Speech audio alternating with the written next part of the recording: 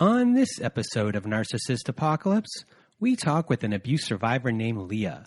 And Leah was in a toxic relationship with a leech of a narcissist. It's a story of bonding over trauma, smear campaigns, believing things were your fault, and standing in your truth.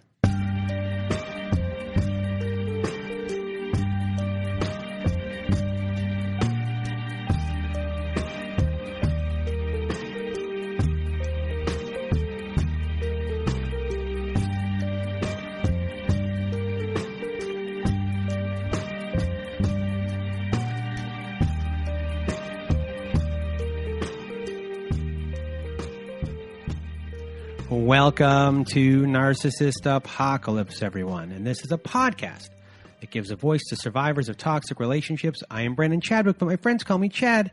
And thanks for tuning into this episode. So what is a narcissist, you may ask? Well, for the purposes of this podcast, we refer to a narcissist as anyone who has displayed a pattern of behavior that shows a limited capacity to appreciate others' perspectives. It is that simple. And now, before we get to our episode with Leah, I first want to thank everyone in the Narcissist Apocalypse community for listening to the show and sharing your thoughts by email, Instagram, Twitter, and Facebook. Also, a reminder, if you have not left us a review on whatever podcast service you use, Spotify, Apple, Google, Stitcher, CastBox, etc., please leave us a 5-star written review as it helps out the show a lot when it comes to rankings. Now, if you've not been to our website recently, please do go there if you want to be part of our show. Go to our website at narcissistapocalypse.com, fill out the guest form, and we will go from there. But the quickest way, actually, I'm taking that back. But another way to be part of the show is to also go to our website at narcissistapocalypse.com and to read a letter to your narcissist. So if you want to read your letter, on the side of the page, there's a floating button that says voicemail. Click that button, records up to 5 minutes, twice, 10 minutes, 3 times, 15 minutes. Go to narcissistapocalypse.com to click that button. And if you do not want to read the letter yourself and you want me or my old pal Melissa to read the letter for you, just send it to narcissistapocalypse@gmail.com and put letters in the subject line. What else do we have here today? Well, to help support our show, join our Patreon. Yes, we have a Patreon. We have episodes that never made it to air, follow-up episodes with former guests, and much more. What is that much more? Well, let me tell you, we have virtual support groups on there, and we also have our own forum board and chat board on there as well.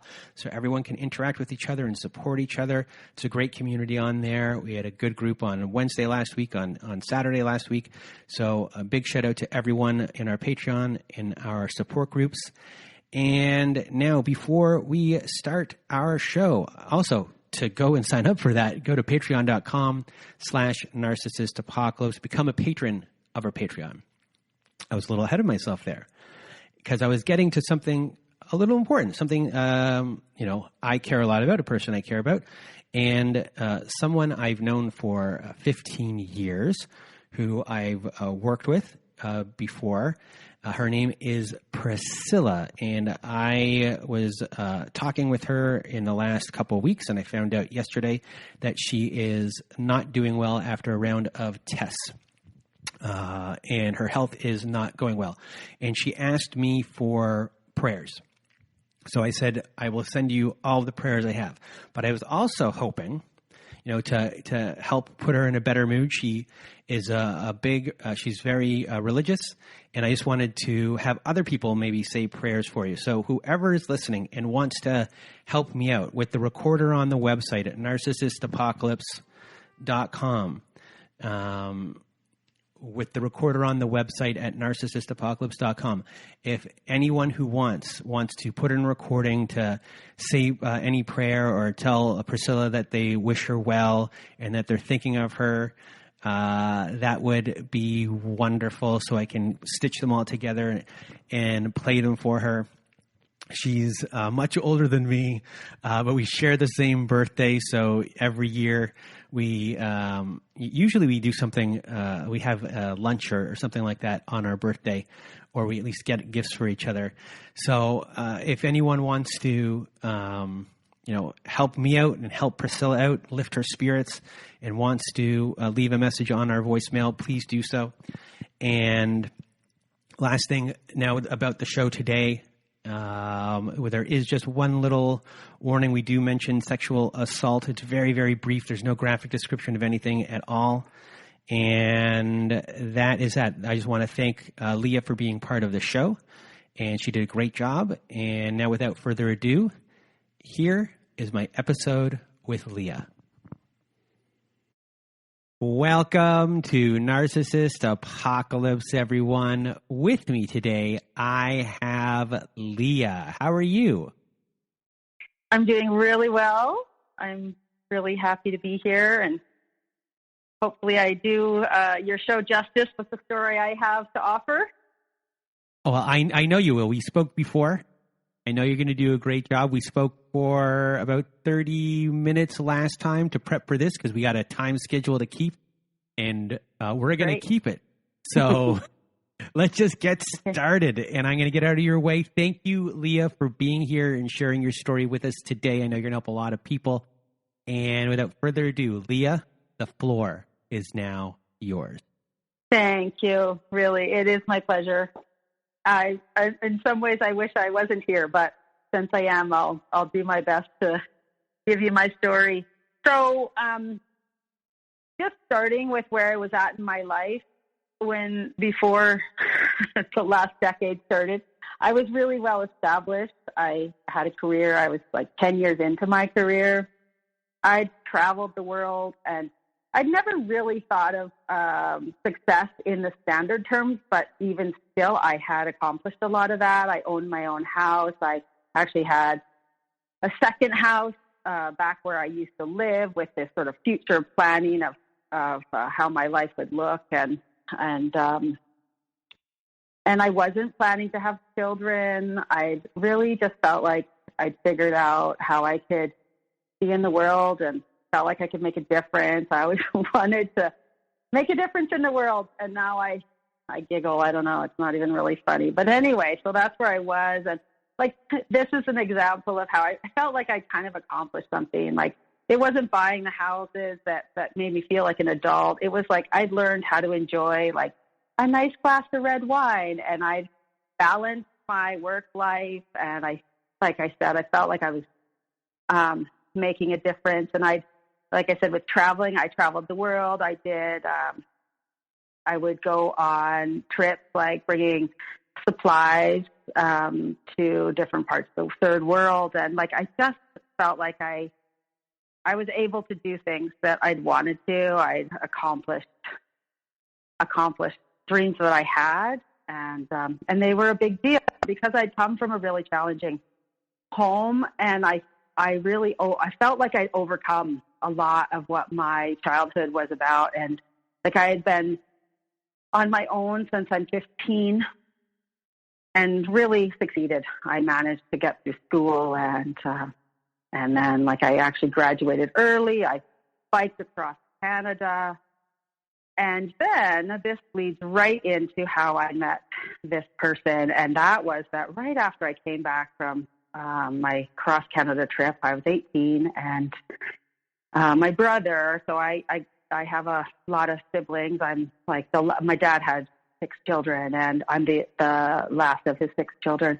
So my next older brother and I were full brother and sister, and that same summer that I came back from my trip, he died. And he had died in a car accident, very suddenly, obviously, car accident. And so that's where I met this person. And he was a friend of my brother. And so we had this shared trauma. He was with a woman at the time, and her sister and my brother were dating, and they both died in this accident. And so over the years, we continued to be in touch. I had met my brother had no longer lived where I lived, so I had gone after his death and met a number of his friends, and so kept in touch with these several of his people. And my brother was a real important, like, key figure in my life because of our childhood too. So we had this a very unique bond because our childhood was challenging, and he was like my perspective. So if I would try to minimize what was happening, he was my person that would remind me of the crazy that we'd managed. And so anyway, he was gone very, very hard. And, but as the person I have often and still do refer to myself as an eternal optimist. And so I found what I could in that. And I continued on my path of, I went to school, like post-secondary education, and I carried it on. And then, like I said, I kind of established myself. And now, fast forward from the time of his death, 18 years. So this, my ex looked me up, and he was no longer married. He had divorced the woman that he was with at the time when I met him. They had been together many years, but he was no longer with her. And so this is where I didn't have any idea what love bombing was, but I did know that I had spent my life being really aware of red flags and warning signs and managed quite well to not get myself in situations that I didn't feel were supporting the life and lifestyle that I wanted. But then this happened. So he looked me up. Ironically, he contacted my parents, my dad and his wife, and they didn't give me the message. And then he tried again. And here's the irony, is that I was really upset with him. I was upset with him that they didn't give me the message when he originally called. And now, oh man, if I'd have known, I really wish they didn't give me the second message either. But here we go. So we met up, and the love bombing was immediate. And I didn't know what that is, but it was, and mirroring, I didn't know what that was either. It was in every direction. So he would say things to me like, "You're the female version of me. You've waited your whole life for me. I've loved you." He said, "I love you," really early. He also said, "I've always loved you." So then it was very tied back to my brother. And,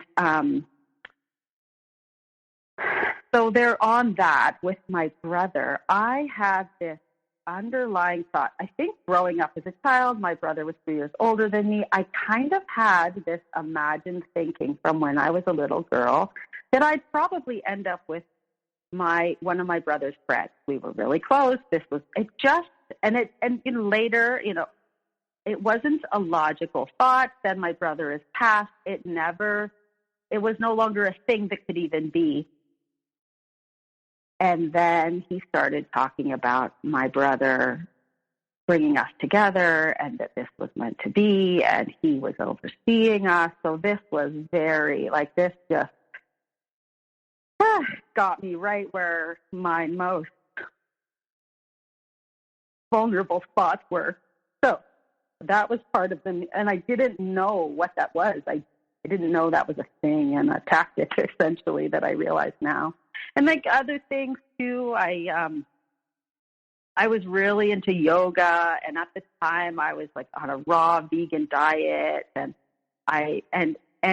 he told me that he did yoga and that he was on a raw vegan diet, and I just bought it. I just thought that he was.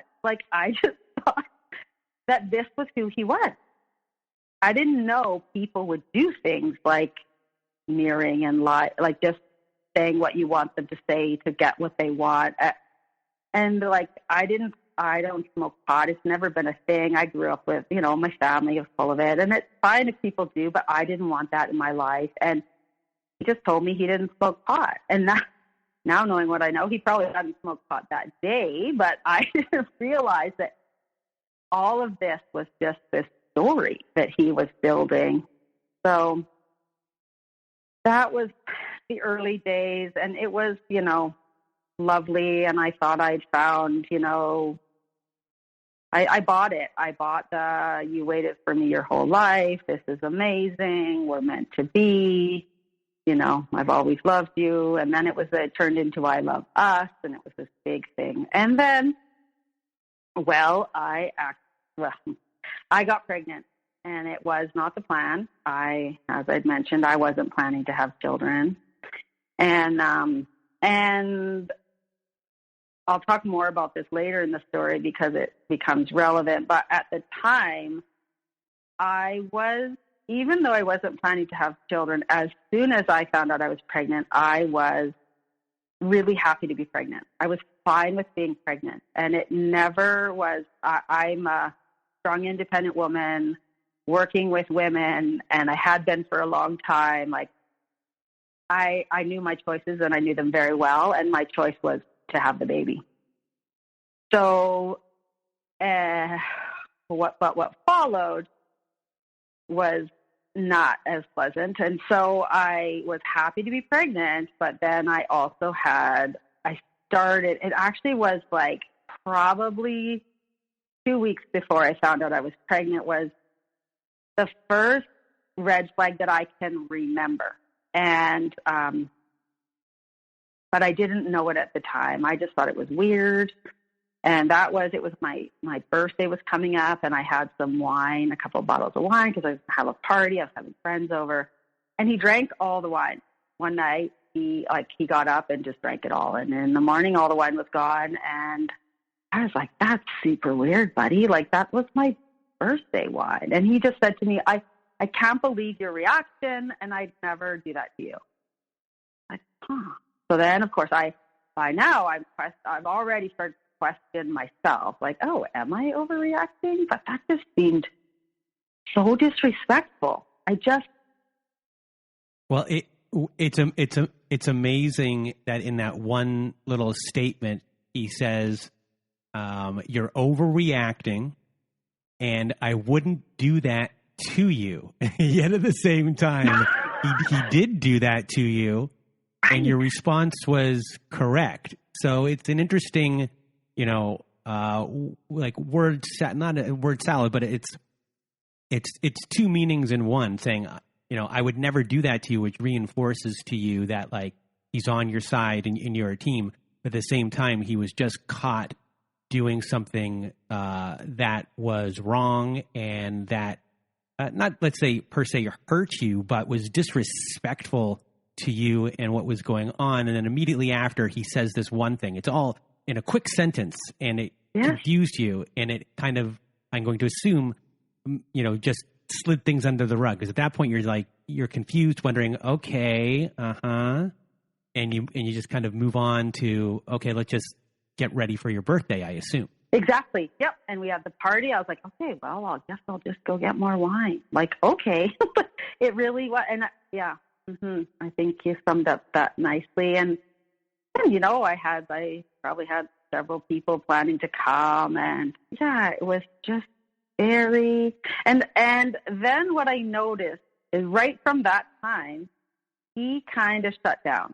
So it was like, I felt like I'd been pointed out that I'd been wrong. And then I don't know if he did right that instant, but then what I later saw this pattern of is when I would bring something up, something that didn't feel right, then he would tell me that he would never do it to me, some version of that, and then he would shut down. And then he would use this as, well, if you would just be nice to me, then I would just do whatever. Like, I would be better. If you could just see that you just have to talk to me nicely. I'm just like, oh my goodness. It was so challenging. And then, so shortly after that, after that instance that I talked about, then I found out I was pregnant. And with the pregnancy, so there was, the choice to be pregnant, but then there was this complicating factor, which was I live in Canada and Canadian, and he was from the United States. So I made the choice,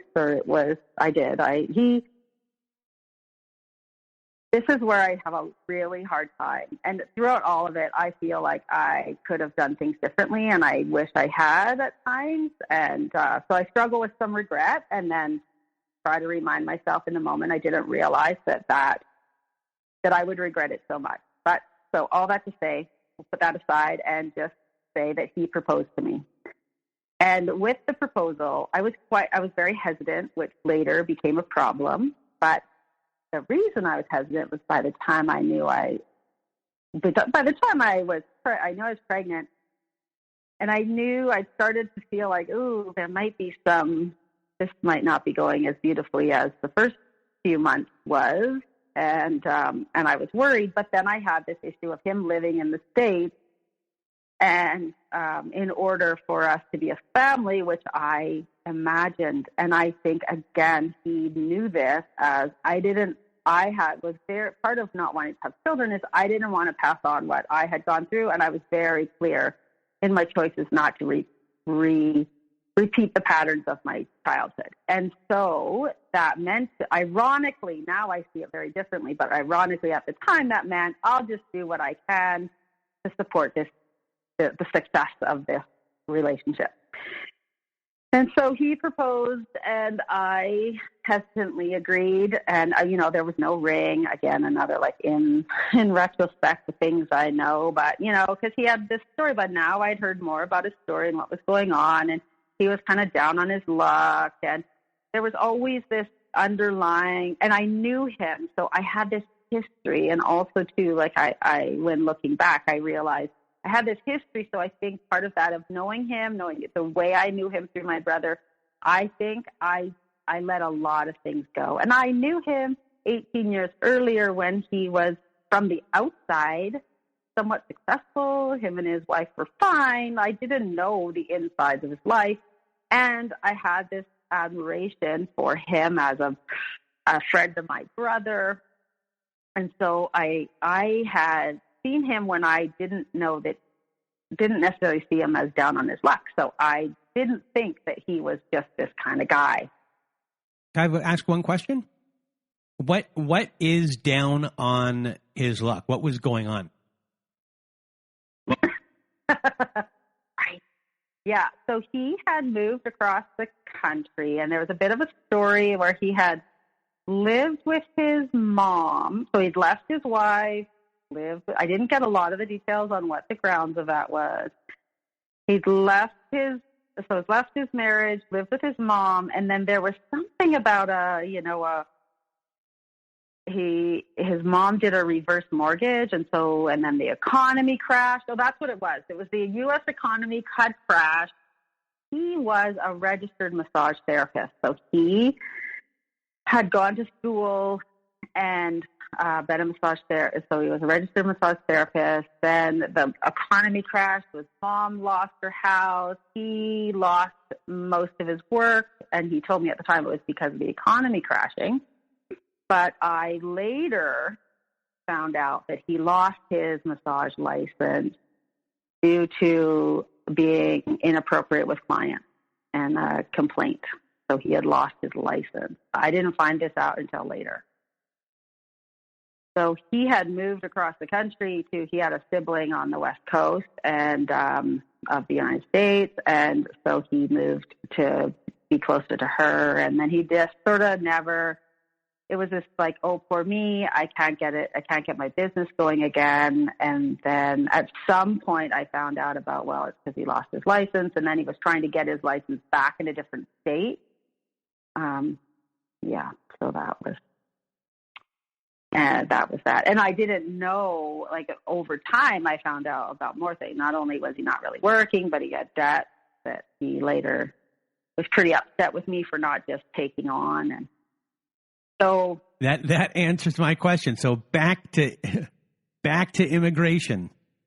Back to immigration. Okay, so we plan immigration. So he comes into the country. So the quickest way to immigrate someone, or at the time anyway, all these things change, but at the time, the quickest way was for him to come in the country and then not leave. So he comes in the country, we get married, and then he doesn't leave because the other option is he stay in another country, and man, do I wish I chose that option. But anyway, can't change that now. So he stay out, and then we do the process. But at the time, we were told it would take longer that way, even as it was with him coming in the country, us getting married. We thought that it would take 2 years.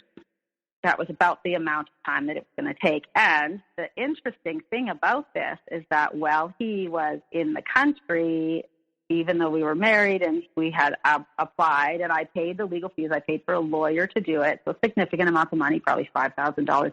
And I paid all this money, right, because he didn't have anything.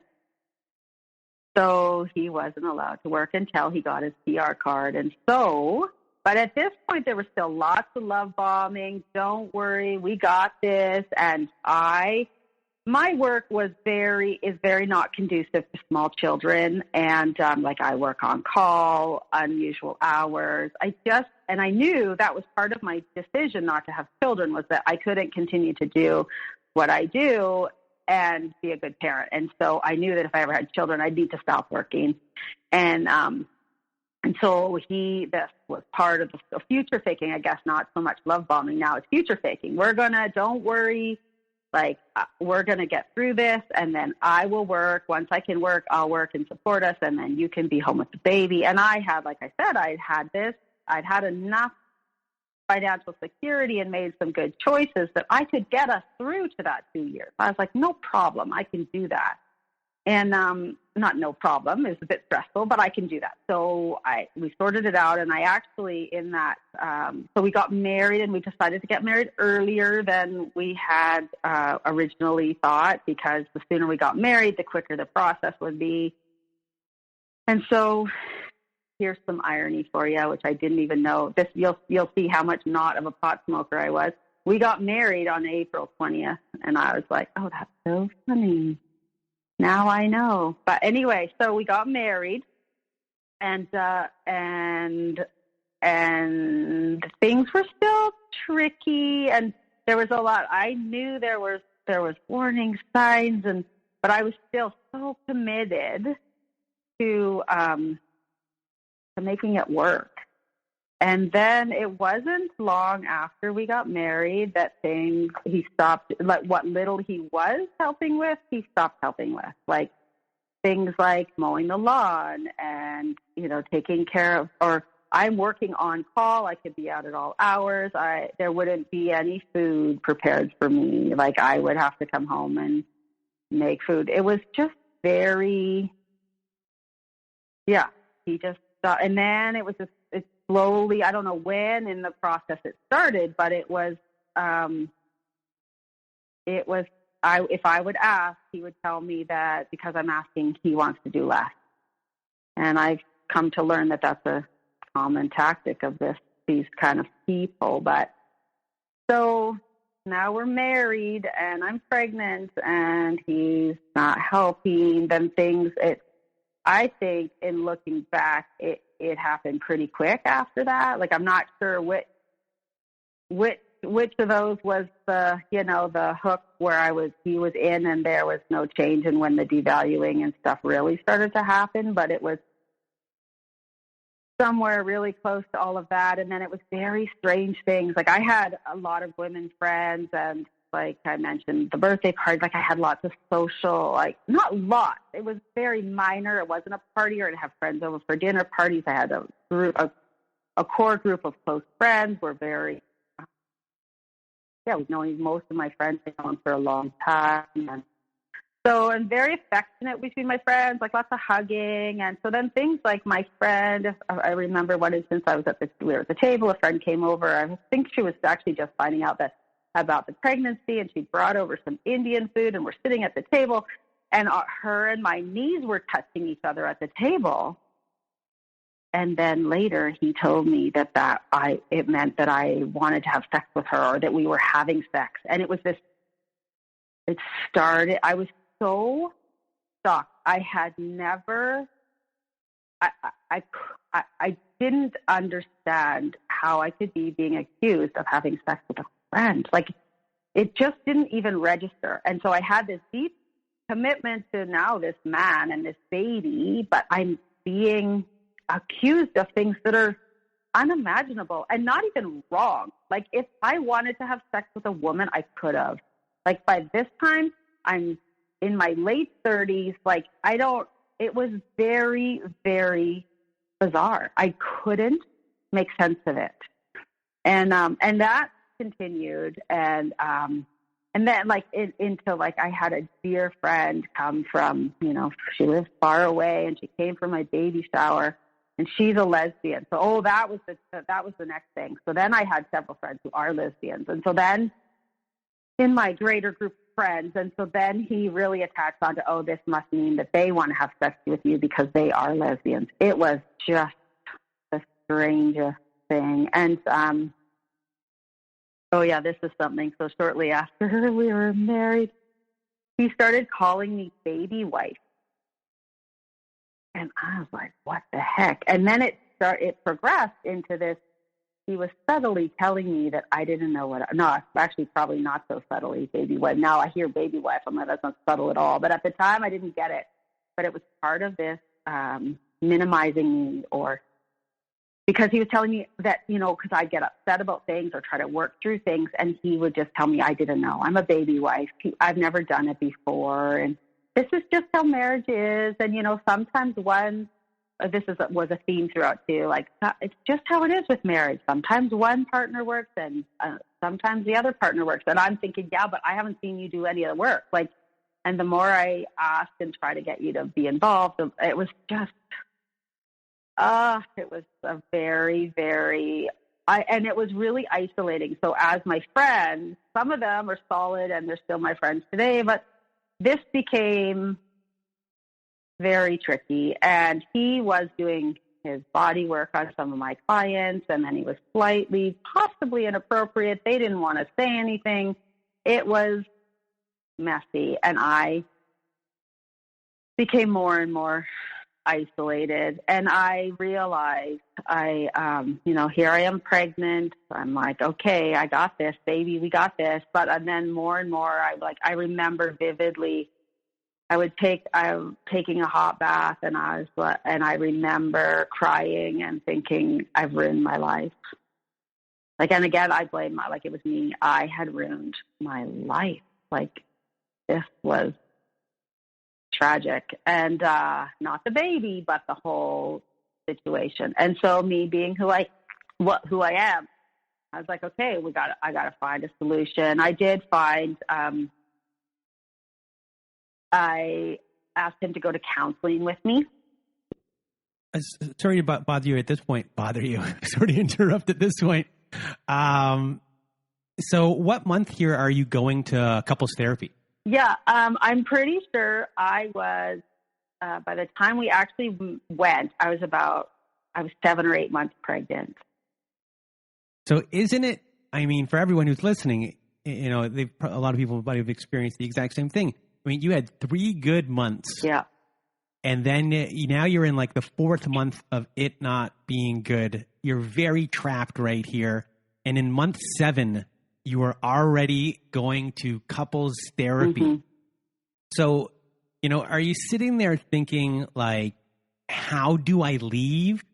Or is that even in your mind because you can't see that you're trapped, or you can't see that I can, get off this or get out of here right now. This isn't working out. But those 3 months played such a big role in everything else before that, that went into it, from your brother being vouched for, everything like that. So is that even a thought process in your head? I need to get out of this, or I can work through this, or I'm a soldier, I can soldier on. I think a bit closer to the soldier part, but also it was very complicated by, I had now sponsored him into the country. So I'm financially obligated. I'm obligated to support him financially for 2 years. And through that process, plus 2 years actually. So it's not even 2 years. So if he racked up $200,000 in debt, it's on you. Me. It's on me. Yeah. Boy. So I didn't see it at the time. I didn't see it as an option to end it. I just didn't. I felt like I'd agreed to this. I'd agreed to our country. I'd made these big applications. I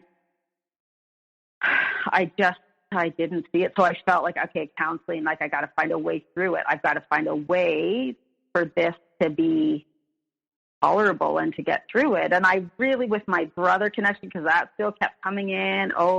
He did this. He brought us together. There was a lot of that going on. As hard as these things were, and accusing me of being a lesbian, he's still telling me that my brother is who brought us together. it was absolutely like, it was, yeah, I have some terms for what my mind was going through. But yeah, I don't think at this point I didn't see an option of calling it quits, because I'd agreed to immigrate him. I'd married him, and I felt like it was this too. Now I look at it so different, but I felt like it was my responsibility to this baby to help his dad come in the country. And now if I don't know, it seems like such immature thinking. Like, I just don't understand where that came from, but I think it was this deep desire to do what's right. And I just felt like that was right. And once I'd made it's not immature thinking at all. It's, I'm sure 99% of everyone who's going through that will have the exact same thought process as you did, which is, you want to have the dad in the life. And I guess you are only at the, month 7 and in 4 months of bad behavior. You really don't know how bad it's going to get. You can't perceive how bad it is. Yeah. So it's not immature thinking. I just want you to know that. And I apologize for interrupting. Okay. Oh, that's okay. That's fine. As you will. It's your show. It's all good. So so we did find a counselor. And so I find there's a lot of things in the story that I think, man, that was so telling. If I could have just heard it more clearly when he said it, I could have done something different, but I couldn't hear it. So what he said is my wife,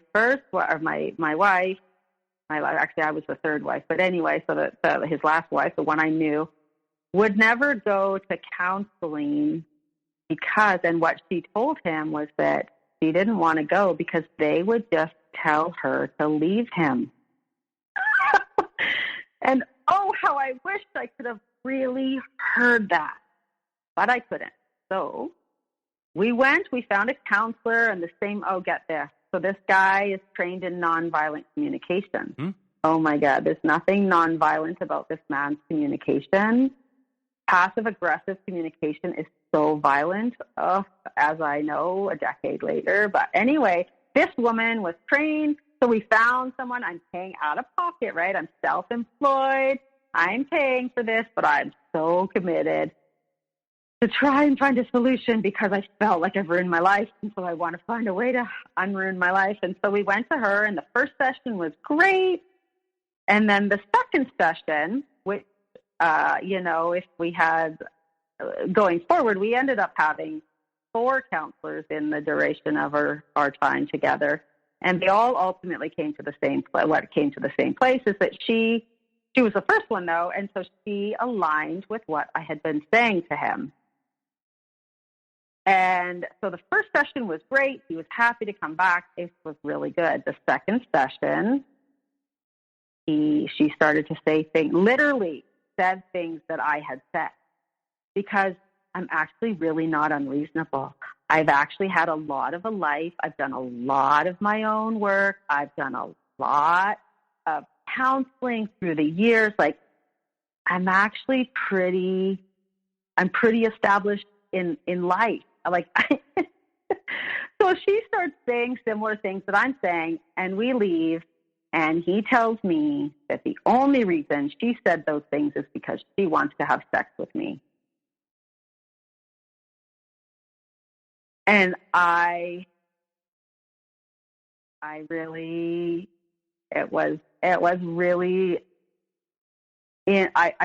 don't know how, I couldn't comprehend what had just happened. It was the most, so here now I'm like being accused of wanting to have sex with my friends, but he's now telling me that the counselor wants. And I sat across the room with this woman. I never had any physical contact.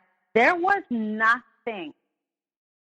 This is a professional. It was just the most baffling. And really, in that moment, I really just shelved it all. I was like, I am so screwed. And I'm like, I'm due to have a baby in a couple months. Like, so that, I'm pretty sure that was October.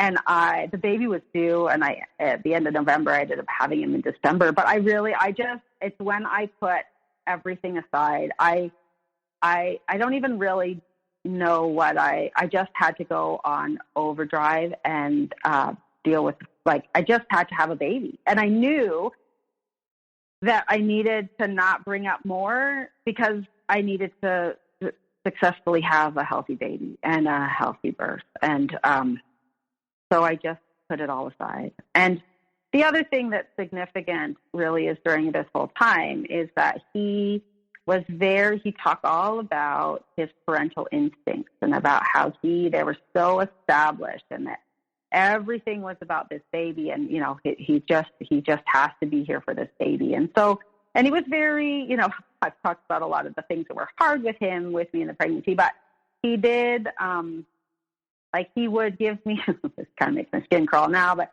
he'd give me treatment in the pregnancy. Like he did cranial sacral treatments which helped the nauseousness. Like he was very attentive, but now I see that was about the baby because I was carrying now what I realize, the extension of himself, his property essentially. So I just shelved it and we did, we went on, I had a great, this is another thing. This is interesting. So, in there too, we're moving. I sold one of my houses. We're moving to my other house. Like it was a huge change. When they say those stressors of things that happen, I had, all but one. And I think that one was death and that had happened 18 years earlier. Like it really was a lot of upheaval, but it was all also coded in this, you've waited about your whole life for me. This is so brilliant. This is going to go well. So there's a lot. And part of that was, so I told you I didn't want to have children. And while I was pregnant, he's talking about another baby. And I'm like, hold on a minute, buddy. Like, I'm already feeling like I've ruined my life. This guy, there's lots of, this is not pleasant. A lot of it's not pleasant, but I'm trying to believe that those little glimmers of hope are going to be real, that it's really, we're going to get through this. This is just whatever, growing pains, newness, changes, whatever that is. But we can persevere because we've got this great connection. My brother's got us together, like that. But I was just let's have, and so I just told him, let's just have this baby. I'm not ready to talk about another baby. And things he told me I could name this baby because he has an older daughter, much older, 25 years older than this, our child. And so he told me I could name the baby. So these are little things that later became significant because, the baby was born and there's this gorgeous, lovely birth and that was sweet and lovely. And the moment the baby was born, he wanted to know the baby's name because now I realize he had a name that he wanted to name the baby. But he told me I could name the baby, but then I never came up with the name quite yet. And I really wanted to just meet the baby, get to know who the baby was, and find a name. But it was instant pressure. And I just to shut him, I think, just to shut him up. I was like, okay, because I never found another name, a better name, and it seems so little, but it's not little. It was another indication of this illusion that I was part of it, and an illusion that we were in this together, but there was very little together. So ultimately, I just said, okay, we can name the baby that because I wanted him to stop asking me and just enough. I just wanted to enjoy having just had this beautiful baby. And then another little warning sign. So we had a home birth. And I was really, so I didn't know if I would tell the world my profession, but I'm a midwife and I had been a midwife for 10 years. So there was a lot about this birth that was important to me. And I really, this might sound super weird, but it was almost like all my beliefs and philosophies and aspirations as a midwife had really come to fruition in this birth. So for me as a person, it was such an amazing accomplishment in a very strange way because I I had never planned to have this baby, and then here he was, and it was the perfect birth. Like it was, and I knew that was whatever perfect means. Every birth is perfect, but for my world, and I knew that I had so much going against me. And then here was this incredible, so it was so interesting that I had accomplished something that felt so magnificent at the same time as dealing with all of this other stuff that was so hard. So we were in a really remote place, and we had a home birth. It was very, very, I felt very protective of this little cocoon for this baby.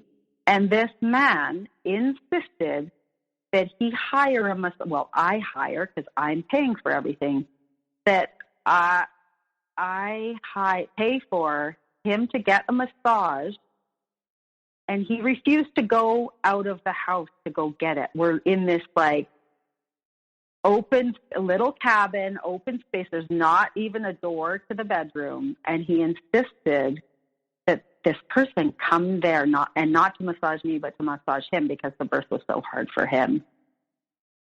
And so that was like at day 3, and it was another like, oh, I'm in trouble. Like, this is so clearly a problem. But there I am. I have this baby. I'm extremely vulnerable and just trying to cope with it all. So then this baby, beautiful birth, it's all lovely. And then 4 months later, after the baby's born, we get the call that he gets his PR card.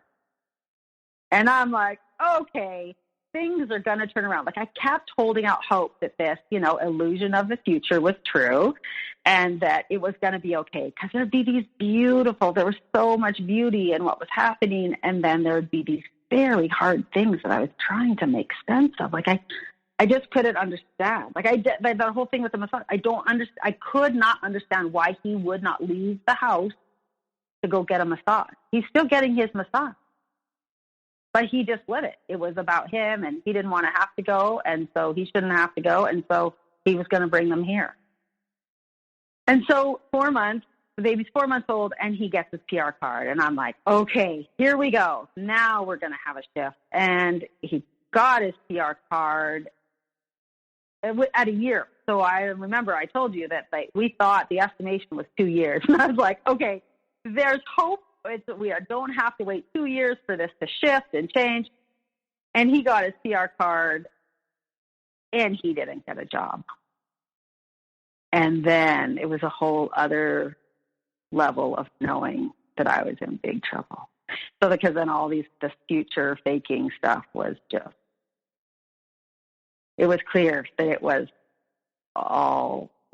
true. It was all, on some level, I was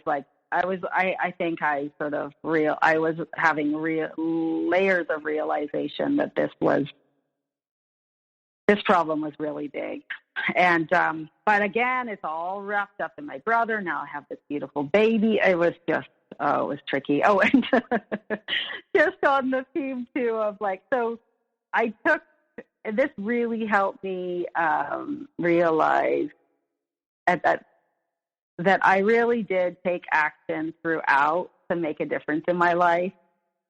And, but I couldn't see it at the time. I felt incredibly trapped. And it was right around this time after the PR card that I realized, so it's kind of like in the pregnancy when I started thinking and having this repeating thought, I've ruined my life.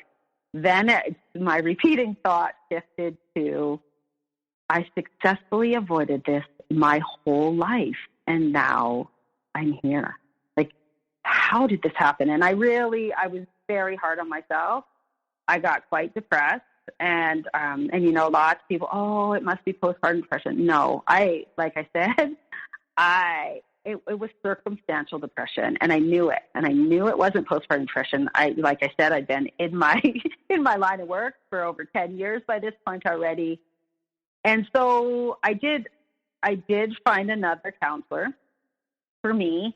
And another step that I took action to too is that, because remember, he was saying that he wanted another baby before I'd even had this one. And as soon as I could, which was right around the same time, because it's not till about 3 months after you've had a baby, I went and got an IUD. Not that everybody needs to know about my birth control choices, but I had literally successfully avoided pregnancy my whole life, and I had no intentions of having this baby, and I ended up with one. So I was going to take very firm action not to have that other baby that he had talked about. Like, I was just, so I did that.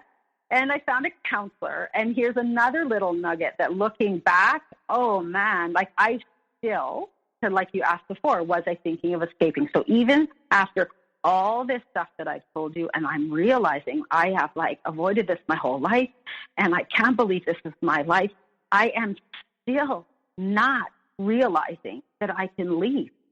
I went to this counselor, and she said to me, you made the choice to marry him, and that was probably the right choice for you at the time, and now you can make a different choice. And I left her office, and I was shocked. I was like, and now I laugh because it's crazy to me to think I couldn't hear her. I couldn't hear, because I went to her to get help on how to deal with my situation. I didn't go to get someone to tell me to divorce him. Like and now it's so stunning to me that I couldn't hear it. Like, I was kind of offended by her. Like, why would she say that to me? And now, man, if I... Well, I have a question for you. Going back to that therapist and you, is there something the therapist could have said before that to ease you eventually into that so you would hear her? Is there something for, if therapists are listening to this episode, what is something you would have listened to instead of saying leave? Like, how could that therapist have gotten you on their side? Yeah, you know what, I think it's interesting you say that, because actually in preparing for this, even talking with you, I thought I've been thinking about that. And I think what happened is it was so abrupt. I didn't have a significant and established relationship with her. Like, I don't know if I saw her once or twice. Like, I hadn't seen her much. And I think it was just too jarring of a statement at the time. Like, I think I didn't know her well enough. I felt like she didn't know me well enough. And the truth is, she probably could see right through, like, because ultimately it was very good advice. But I think it was just too sudden and abrupt. I just couldn't hear it. Yeah. So for the therapists who are listening to this, before you even go into that spiel, make sure that you have a trust level built with the client who's coming in. So when you do make this type of recommendation or advice, they will listen to you. That would be, I guess, the lesson here. Yeah, I think that's quite accurate, because it was, I mean, now knowing what I know, it was good advice, and it was. But I was still too caught by all of the abuse of the relationship. Like, I was still too deeply enmeshed in the relationship to be able to. If your therapist said to you, here's this stuff on narcissism and narcissistic abuse, go read this, would that have made a difference? Well, yes. And fast forward to the next therapist. That did happen. And that is the first time I heard about a narcissist. And then life really did change. Okay. And what is interesting about this therapist, and I think it's also part of the abuse cycle that I was in, is that I'm pretty sure she was a lesbian. And I think that didn't help the situation. I think I had been so, I don't know if brainwashed is the right, but I was so twisted in my thinking with him that I probably used that against her. Like, I probably was like, no, she doesn't know. She probably hates men. Like, I really, it's embarrassing to even say that. Oh my God. So, and I don't even know. I mean, that's me trying to dissect why I couldn't hear her.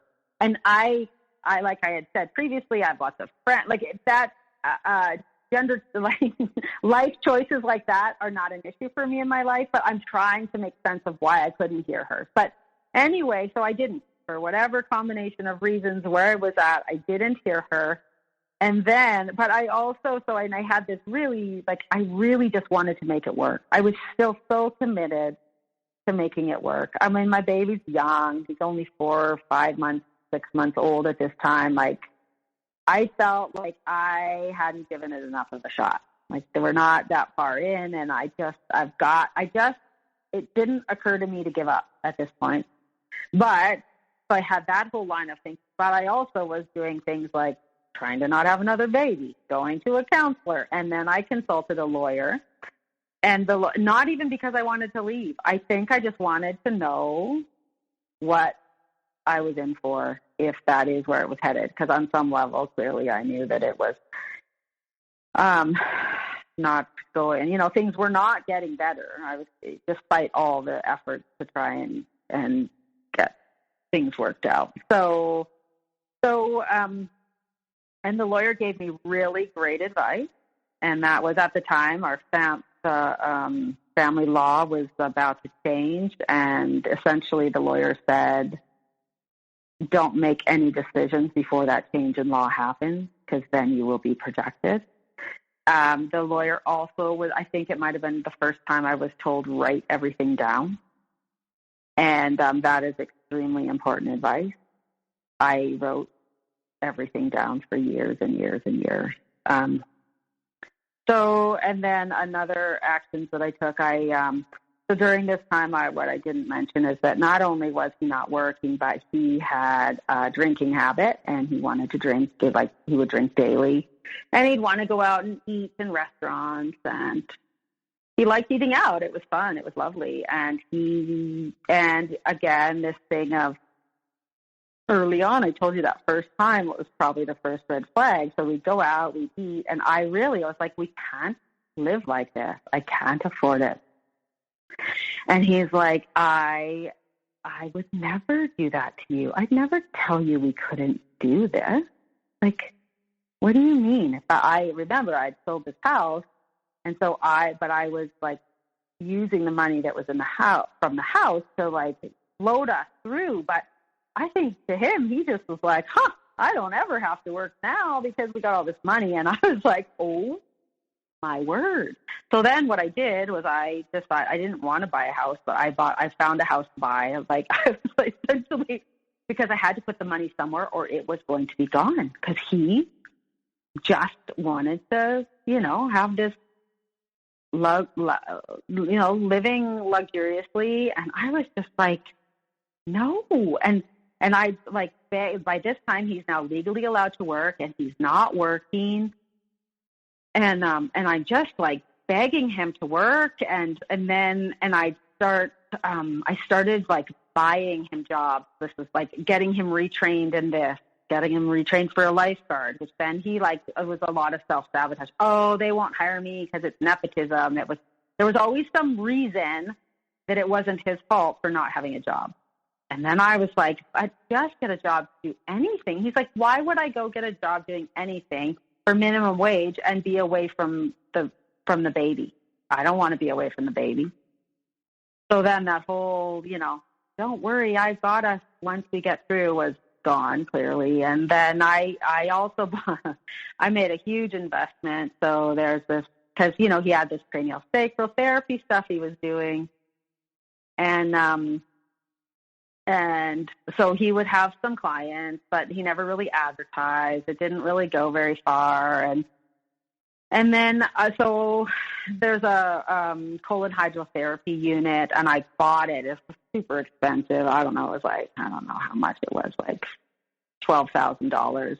I think I had thought it was 20, but I think it was maybe around 12. Anyway, I bought the unit. I plumbed it into the house, into the house so he could have clients. Again, he didn't really advertise. He didn't really make a lot. He just sort of had some clients and would do trades. And I was just like, come on, please. Like, I need you to like work. And he's just like, well, it can't be that bad because you haven't gone back to work.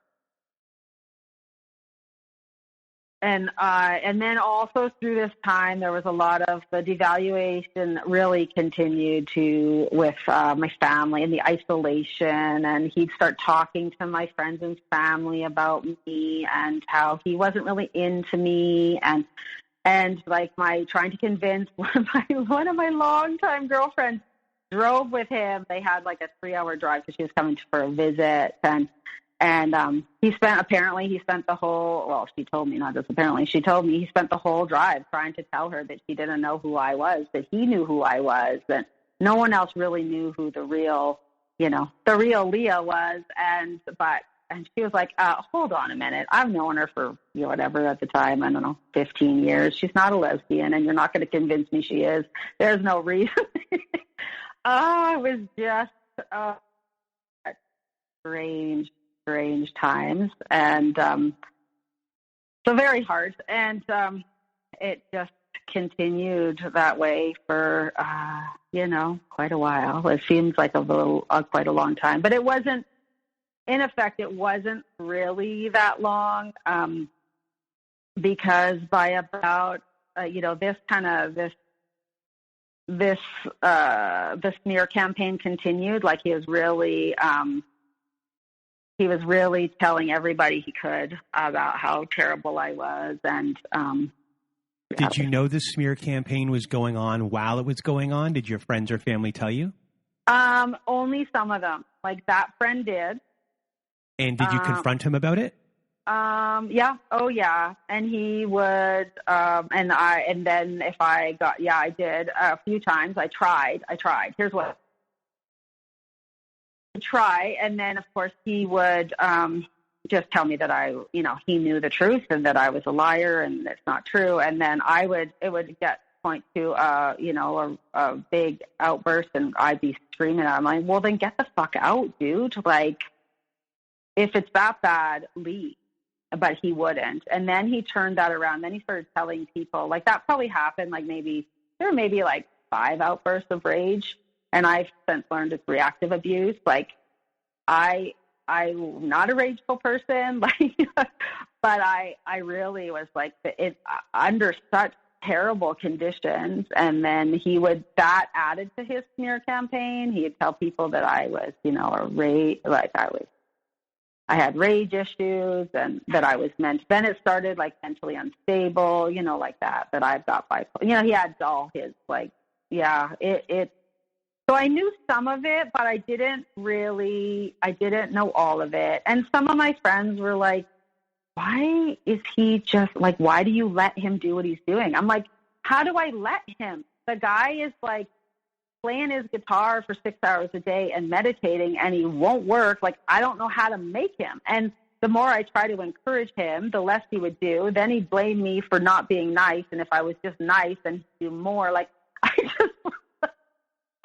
it was this terrible. So I didn't really know to the extent, although my family relationships were already, like I'd mentioned, my family life wasn't great anyway. So that wasn't a big surprise that had, he had managed to really erode that away. And, here's the example. So here's an interesting point where I said with the mirroring stuff, where he had said he doesn't smoke pot. Well, it turns out he does, and he does it.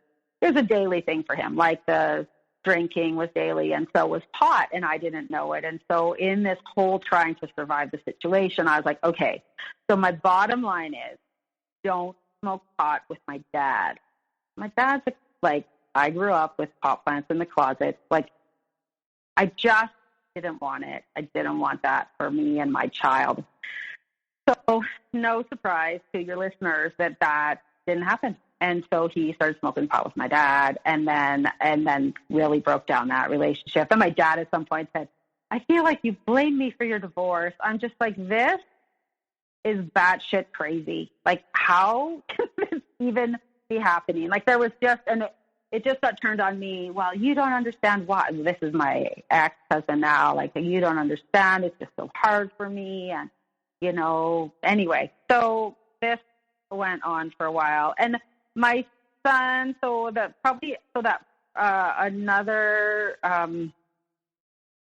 another year, there was probably about a year of like buying him jobs, trying to get him to go.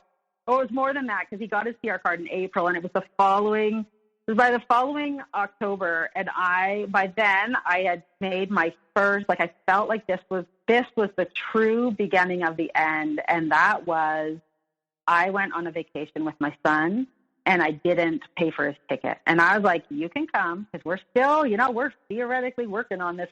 Well, I say theoretically. At the time, I was deeply committed to working on it. But I said, you can come, but I'm not buying your ticket. And I think it's the first time that I really was like, I put down, like, this is it. This is my no way. I'm not saying no to you, but I'm saying no to how you're treating me. And this is enough already. Like, what are we, 3 years into him? Absolutely. Like, I felt like I was a shadow of myself by now. But anyway, I found the strength to say, listen, you can come, but I'm not paying for your ticket. And so my son and I went on this fabulous vacation. We went to Hawaii. It was so good. I'd been there before. And, I used to think snobby rich people go to Hawaii for vacations. And then I went and I was like, smart snobby rich people go to Hawaii for vacations. But anyway, I went. We had this beautiful time. And every day he'd call me and he was super depressed and like it was miserable. Like the worst part of the trip was the phone call I had to have with him every day. And I was so happy away. And it was the start of when I realized when I was away, I was happy again.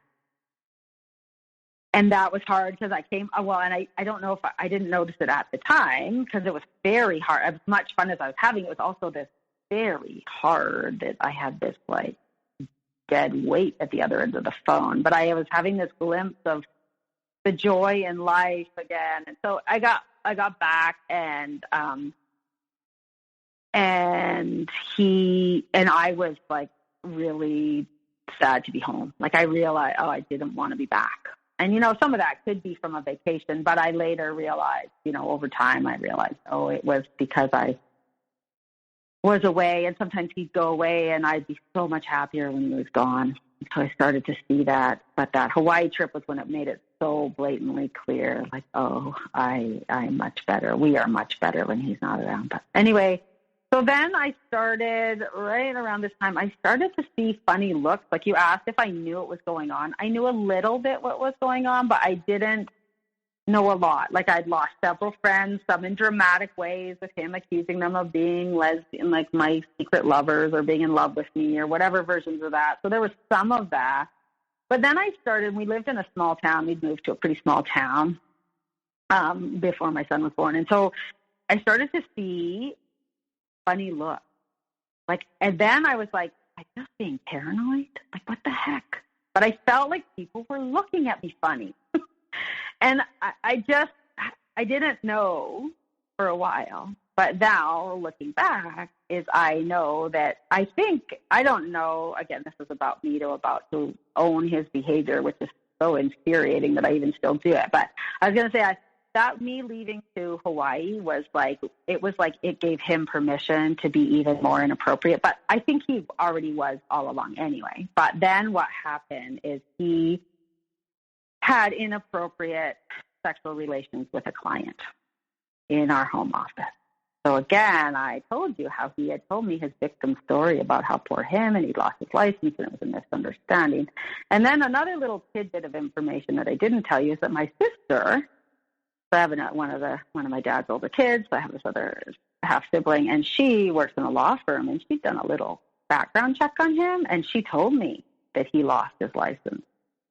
But by then, he had already told me the story of that, and made it okay, and that he was a victim and it wasn't him. And so that's the Christmas. This is significant. The Christmas after I went away to Hawaii with our son.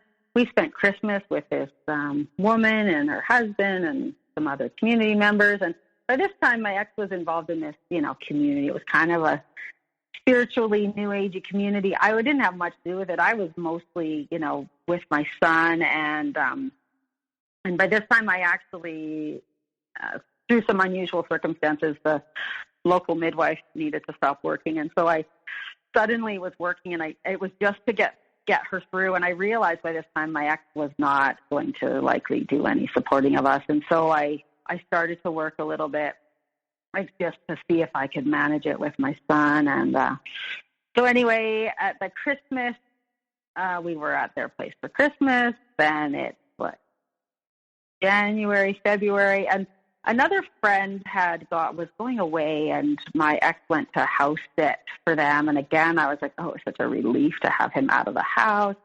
And he had started around this time, started to say he didn't know if he wanted to be married.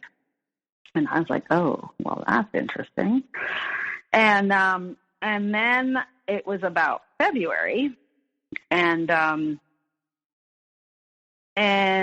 oh, you know what? I'm going to go back a little bit. I mentioned that we have several points we went to counseling. So we had another bit of counseling before this time, and it was actually a doctor who was doing his training in Gottman therapy, and so we went to this Gottman counselor, and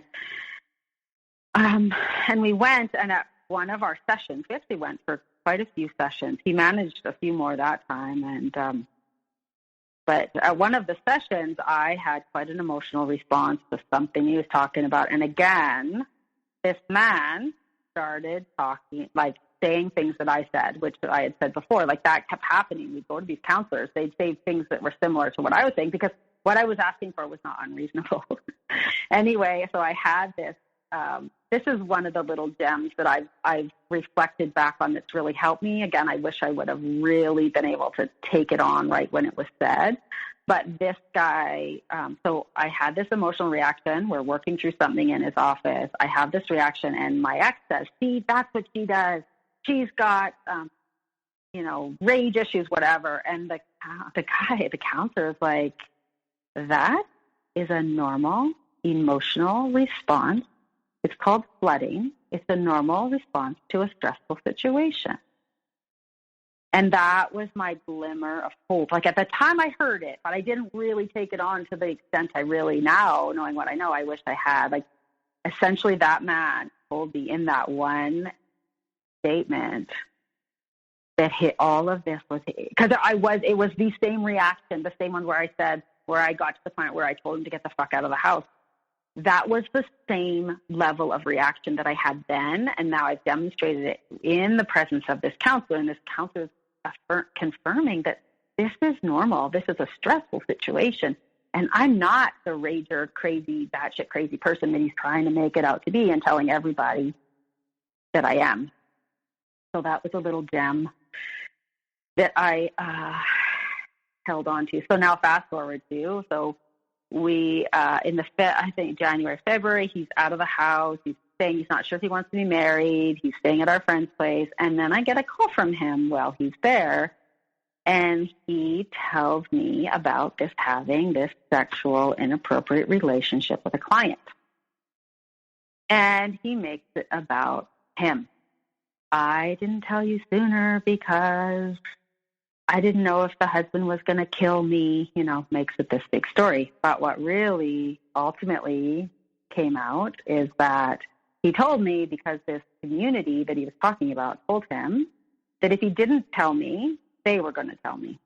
So now I knew what the funny looks around town were. People knew what was going on, and I didn't know. And so that happened, and it was very intense time, and even still, I can't even believe it, but I agreed to keep working on things, even through this. Like, I was just so dedicated to the possibility that he was truly, able to get, anyway, I still had some hope. And he asked me to work on it for a year, and I was like, oh, that's too long. Let's say 6 months. We'll do some counseling for 6 months. Try again. Like, here we are. We're 4 counselors later, I think, at this point. This will be the 4th, I think. Anyway. So you're at this point of your relationship where you don't trust him in almost every way. You're done in a lot of ways, but you're still trying. Yeah. So there's obviously this push and pull that is going on inside of you. So what is like your daily dialogue to yourself? Are you beating yourself up part of the day and then trying to champion yourself the rest of the day to get through the day? Are you living minute by minute? second by second? Is it too difficult to look forward in the future, or is it the hope of the future that is carrying you through, hoping that the next day will be what you dreamed of? I think it's a combination of the last, like this hope. I still had this future faking hope was still somehow there. And a combination of him telling me so and me just deeply believing it, I thought it was my fault. I really was living like that repeated message that I had in my head. I've ruined my life. Like I felt like I ruined my life, so I have to fix my life. And I'm not sure how I couldn't just realize in that moment, although we're getting quite close to the moment where I realized it, that it just needed to stop. Like I have one question. Yeah. And I apologize for interrupting and anyone who wanted to hear what you were about to say. But did you ever mention to a therapist those exact words of, I ruined my life? Like, did you ever say that like out loud to them? And if you did, what was their response? I think the next counselor that I went to, I think that's when it came out. And that's the counselor that told me that first mentioned narcissistic abuse. So I think, but it wasn't for a bit. Like we got another 6 months, maybe 5 months more of this, like this ongoing cycle. And another, the future faking, another really significant piece of this. There were things like, so as hard and so much turmoil that was going on, like I love my son and I love being a mom, and I didn't know that I'd never even let it be a possibility. And then that whole part of my life turned out super great. Like I loved being a mom. And so then at some point I was like, and remember, he had been telling me, like talking about the second baby before we even had the first. And I made significant efforts to make that not happen. And then at some point it turned, and it was at about, my son wasn't, I don't think he was quite a year. I don't think he was quite a year yet. So this is like out of sequence of the timing we're talking about. But I think he was probably about a year maybe. And I said, okay, I'd like to have another baby. And then he said no. And so that was so challenging. And like when I still was somehow I was still, even in that, I was still holding out that this future fake. But even though now looking back, I had all the evidence to show that none of the future faking was none of the future that he talked about was ever going to happen. But I still was holding out that somehow. And I've done a lot of things. Like I've accomplished a lot of things. I think I still was thinking that I could, not realizing the extent to which this man was, or the situation was. So, that was rough. Anyway, I got a little off track there. But so when he told me back to this, telling me now have this relationship inappropriateness with a client, and he's going on, this is when I'm starting to get my strength, right? So I wish I could say it happened.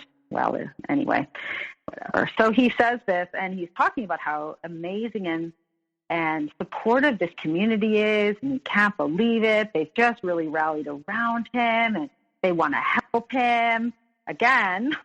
And at some point I said, well, this community is so amazing, but I'm at home with our child. Like, if it's so amazing, why am I isolated and alone with a small child? So he took that back to the community, and then somebody called me, a woman called me and said, I understand that you are feeling like you'd like some support, and this is a hard time. And in this conversation, this is where it gets pretty tricky. We'll see how I can manage talking through all this. And for your listeners might be some, Anyway, so I say, he says to me, in this conversation, she starts referring to my husband raping someone.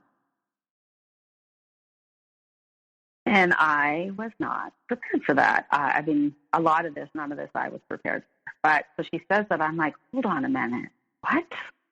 Like, at this point, all I'd heard is that he'd been, there'd been something sexual between them. Like, it was all very vague and cryptic. And this woman who I'm thinking is calling to support me starts talking about my husband raping someone. And I was like, oh, wait, like, what are you talking about? And she says, well, what else do you call non-consensual sex? And I was just stunned. And this is where, again, on some level, I'm taking huge actions, and on other levels, I'm still wrapped up in it. But I got off that call, and I called the woman that she was referring to, that he'd had this sexually inappropriate relationship. I called her right away. I was like, if my husband has raped somebody, this needs to be managed. Like, she needs help, and this needs to be addressed. And so I called her, and it was hard. I mean, clearly she was in the midst of uncovering all of this, and she kept saying things to me like, I've never been unfaithful to my husband. I was able to extrapolate that, he hadn't forcefully raped her, but essentially what I now realize is that he had engaged in sexual activity with her without her consent. And that can look really subtle. And then we're going back to how he lost. It's subtle to start, not realized. Then we're going back to, we know that he lost his license for an accusation. And I'm like, oh my gosh. And then I don't actually know at what point. It wasn't for quite a while later, actually. I can tell you it was. I realized how the initial love bombing stage of our relationship was actually covering up him. This is the part that's pretty hard to talk about, and I don't know how to do it gracefully, but I'll do my best. Is that so when him and I first got together, we were old friends, and he offered to give me a massage, and he did give me a massage, and then I was like face down on the massage table, and then the next thing I know, he's having sex with me. And at the time, looking back, I feel like I, as a strong woman, could have said no. I could have yelled and screamed and said no, like, what the hell? I didn't agree to this, but I didn't know that he was this whole story of love bombing that he did immediately. I now see that he was having to cover up his tracks for this it became a consensual mutual situation, but it wasn't that to start with. And so very challenging. So then he immediately, now I see that he had two options. If he didn't do the love bombing and doing all the future faking and all the stories about, then he knew I was going to realize, holy shit, I just got taken advantage of. And if we didn't have that background, and we didn't have that history, and we didn't have my brother brought us together, I very likely would have come to that realization a whole lot sooner. So then I find it very significant that he then, fast forward into our marriage, he's telling people he's not into me. He doesn't really like my body. He's not really that attracted to me. Meanwhile, I wasn't involved in that very initial, I was involved, but it wasn't a mutual decision where we chose it. Like he took action, and then I just went along with it, thinking that this was, I believed. So I'd waited my whole life. And so I think it was in this woman saying, your husband raped someone, this woman saying, I've never cheated on my husband. I was then able to realize, holy shit, that is likely what happened to me. And I didn't know it. I didn't see it. And I'm not like, I just wasn't prepared for seeing that. And then, it's also very significant because at some point he started telling me that I intentionally got pregnant, that I did this to him. And meanwhile, like, then looking back, I'm like, hold on a minute. That was unprotected sex, and I didn't even know it was about to happen. So how does that work? So, you know, it's so complicated. And, yeah. So I'd like to say that that's when I walked away, but I didn't. I agreed to counseling, and we had a counselor. Oh, the ironies. The counselor was, you know, kind of the head of this like community that he was part of, that he was so proud of. And this guy started seeing each of us separately, and then we'd see us together. And, you know, there were some pretty clear boundaries put in place. Like, I was like, you can't see female clients in this office anymore. Like, and that was with the help of this community. So I had this idea that there was some supports and there was structure, and it was like he was going to get help. Like, and he seemed somewhat remorseful, even though he was still, now looking back on it, he's still like, oh, I thought the husband would kill me. It was still very victim blame, you know, stuff. But I still held out hope that, okay, well, but then it wasn't too long before he was still seeing female clients, and I was just like, okay, now this has to stop. And then I think it was about 5 months into seeing this counselor, and he was breaking the agreement. He was starting to work. It was the first time in our marriage that he started to work and make some more money, but he would spend the money like on a trip to go see his mom, and he didn't spend the money on contributing to the family. So it was less of a burden on me. So that, I mean, and at the time, I think I just thought, okay, well, that's good. He's at least contributing. He's less responsibility for me. But then it was about 5 months into the counseling stuff, and he started to say, I don't think I want to be married. And then when I heard it again, I was like, okay, done. And then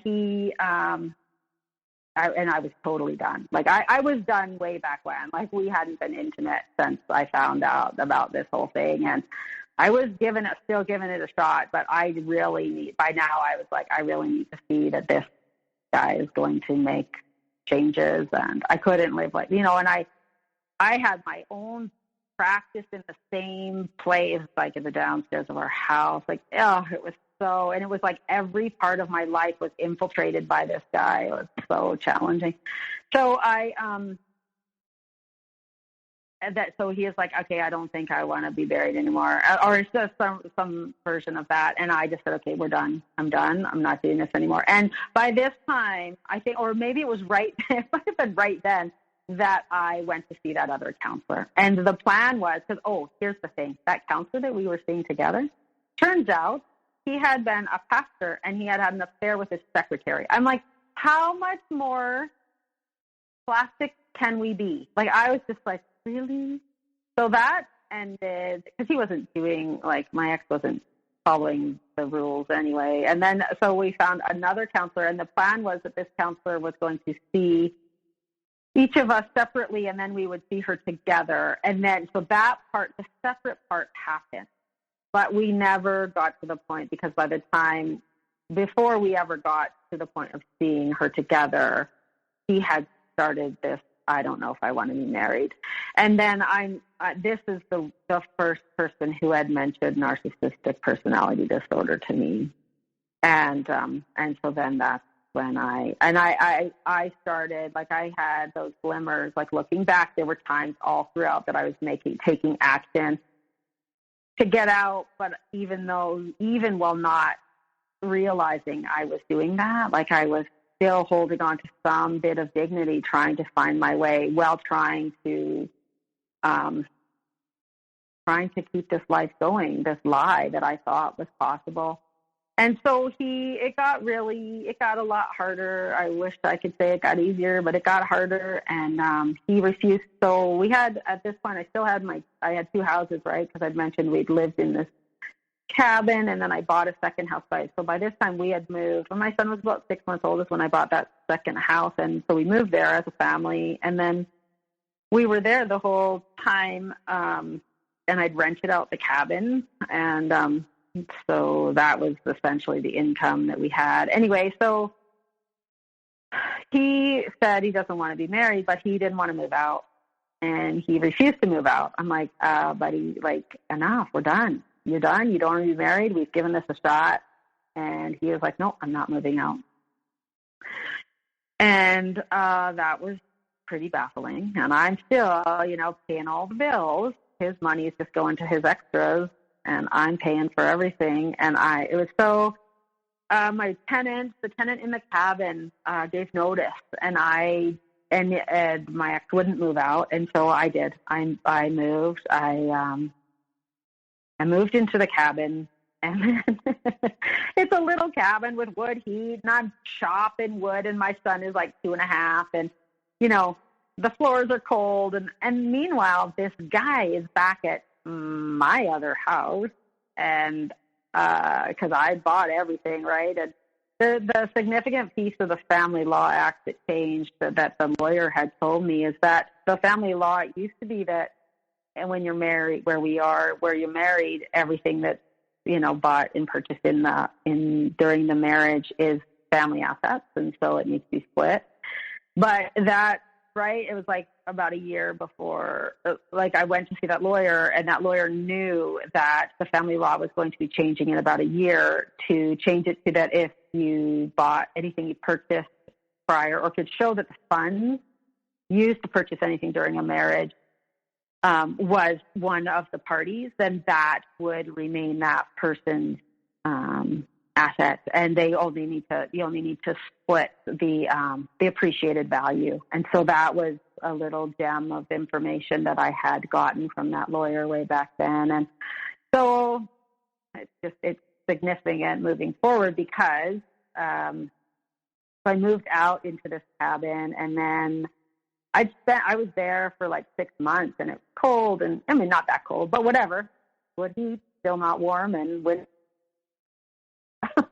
And so it was actually a couple of my long girlfriends. One of the ones who I told you about had spent that long car ride being told that I was a lesbian. Her and another one of my close friends came up for a visit, and they were just like, that woman, not that one, the other one. There were two of them that came up. The other one had coined this term, bamboozled.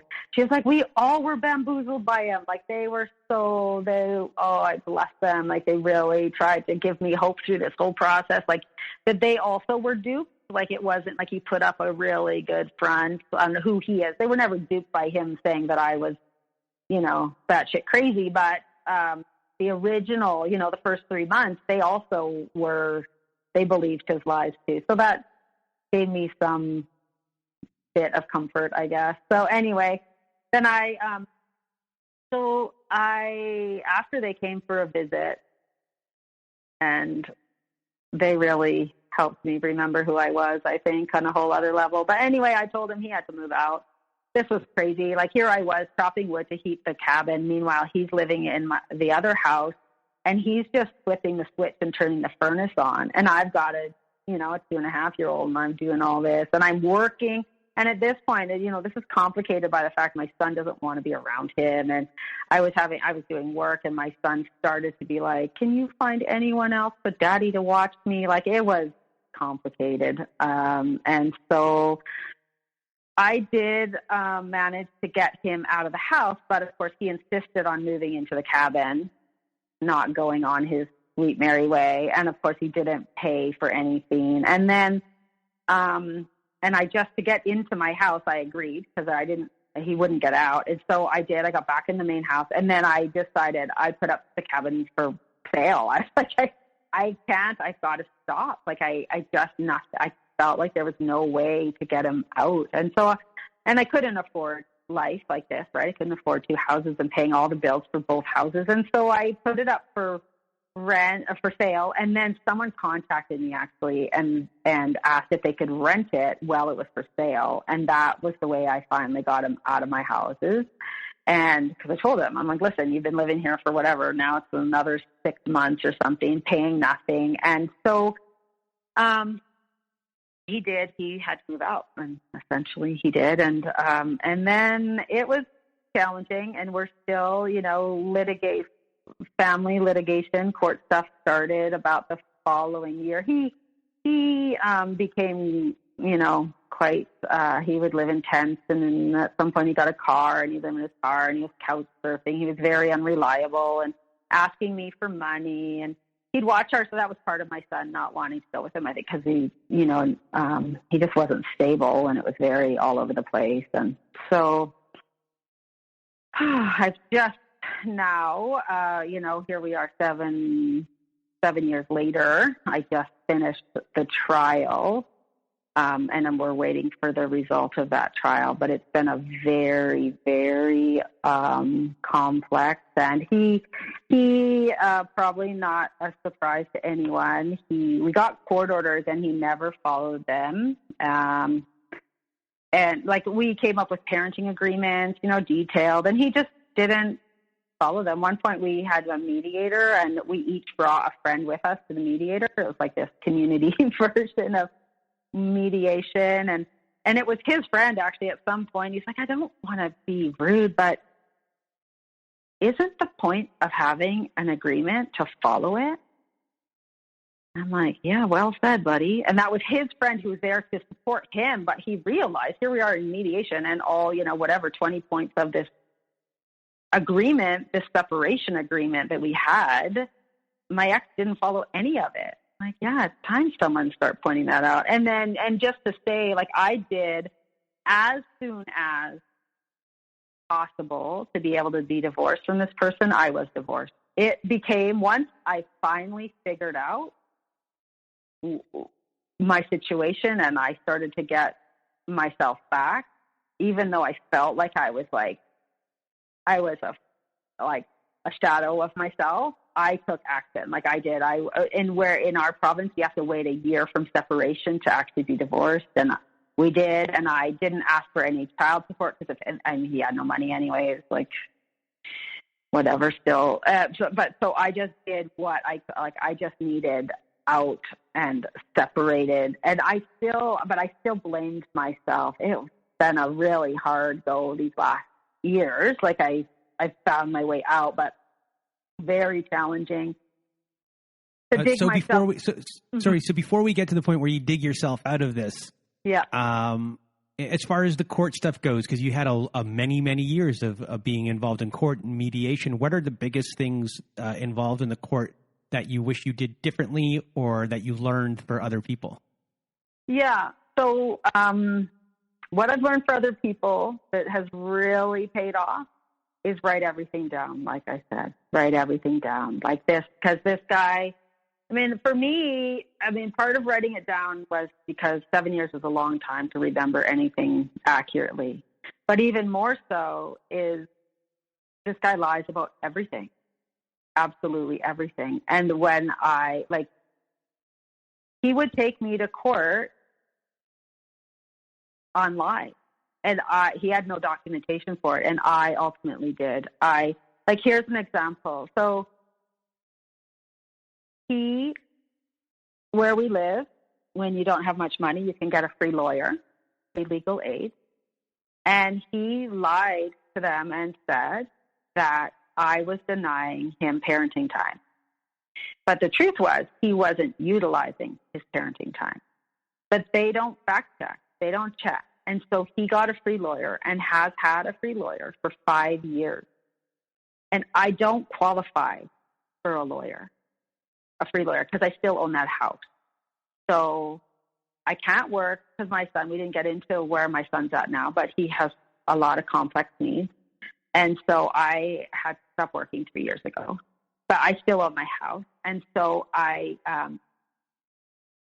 had to stop working to be able to care for my son because he was anyway. So that's a whole other part of the story. But because I own my house and I still have some equity in it, I don't qualify. But meanwhile, he is telling this legal aid department that I'm denying his parenting time. The only two things the reasons grounds that he would qualify for getting a free lawyer is that I'm denying his parenting time. He's being denied parenting time, or that I'm abusing him. And so I knew it was one of those two lies, because neither one of them are true. And And so to ask you what you would do differently, I really would have taken him to court 5 years sooner. And he was homeless, and he was suicidal, and talked to his 11-year-old grandson about wanting to kill himself. Like, the guy was in a terrible state, and I just didn't want to do that to him. Even after everything I've told you, and I've only told you a fraction of what I've dealt with, I just thought that he would do better if he could do better. I just thought he would,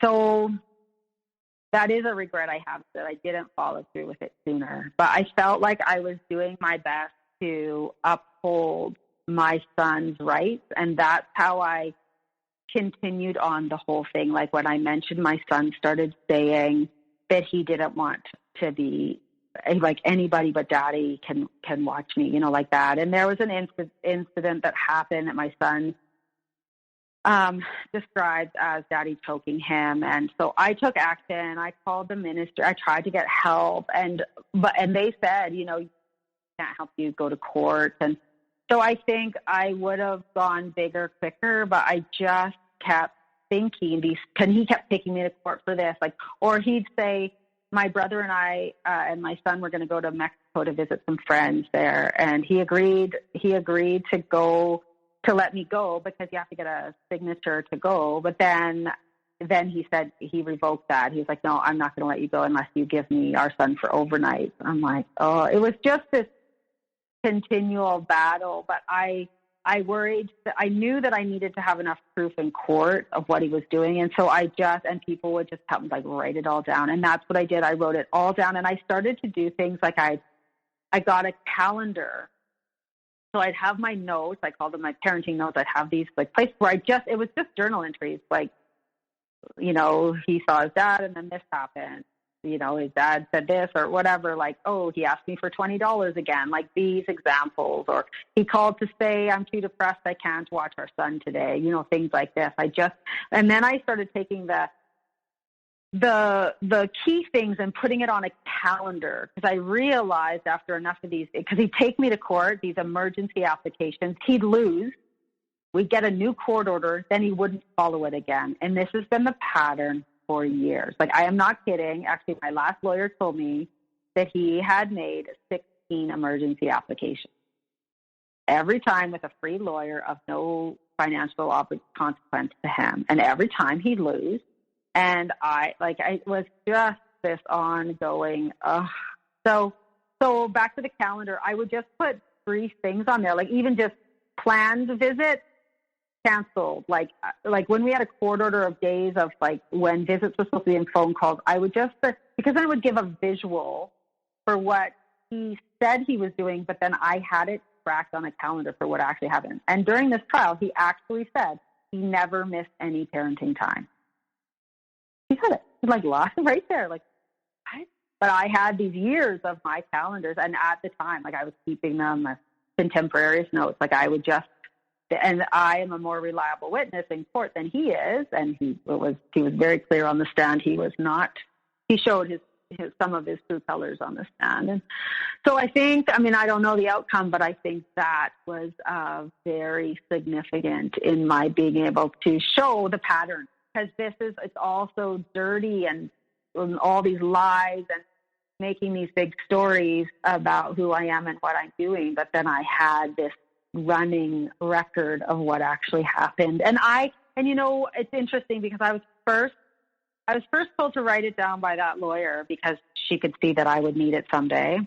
Then I was told to write stuff down because of my son, what was going on with my son and his behaviors and what was going on. So they became useful that way. And then the third reason they're useful is I actually think they're what really helped me and my sanity through it all, is because I think, as you've heard me say, I fell to these beliefs. And I think what happened is there would be these, it was in those first 3 months, he saw all of my vulnerabilities and then he used them. And I go back and forth between believing or thinking that he did it on purpose, or is he just that sick that that's what he did? he used the vulnerability of my brother, but then the loss of my brother, but then used it in other places. He knew how important it was to me to not repeat family patterns. And then he would bring it up. You're doing the same thing as your parents, which I am doing nothing like my story with my son is so dramatically different, but he knew enough to use it. It's just like that first, how you pointed out, that very first, that line, he managed to make it about me and turn it on me and make, it's just. So with all of that and the crazy making that had happened, going through the court process to where you are now, how has your healing been, and what were the biggest things that you've been working on? Yeah, it's interesting. My healing has been, it's been a lot of different stages. So a few years ago, 4 years ago, I got autoimmune disease of the liver. And I thought I also started having symptoms like I thought I was having a stroke. And I really, again, these poignant things that I have heard in my mind, like I've ruined my life. These repeating themes. I heard. It's like I knew if I didn't do something different, he was going to kill me, and not like kill me. I mean, I have had those. I've had those worries too, and he tried to run me over with a car, like this and that stuff too, but.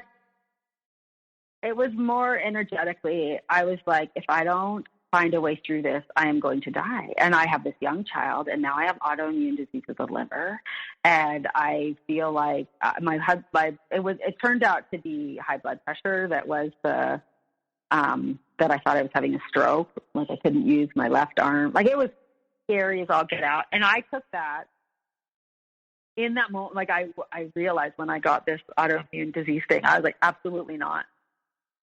No way.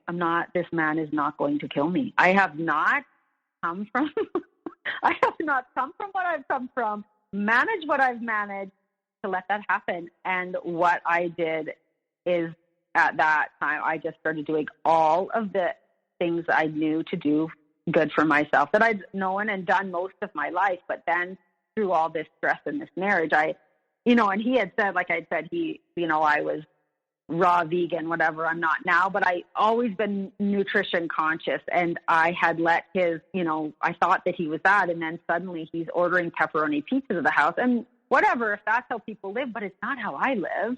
And so I just fell to it. I just try in the process, and so I just started then doing. Literally, that's what I told, and I healed my liver, and I do not, and it's not a reversible thing, apparently, to the average, what doctors tell you. And I healed it. I was like, I can't let that happen, and I can't let him take me out. Like I felt like I was, I got out, but I hadn't really got out because I was still being controlled and manipulated by this person, and it continues, and But what I have done, and I think one of the biggest things that really helped me heal was when I started looking back on first of all, things like your podcast and all of the little nuggets of help that all those brave people who spoke, I'm so grateful for them.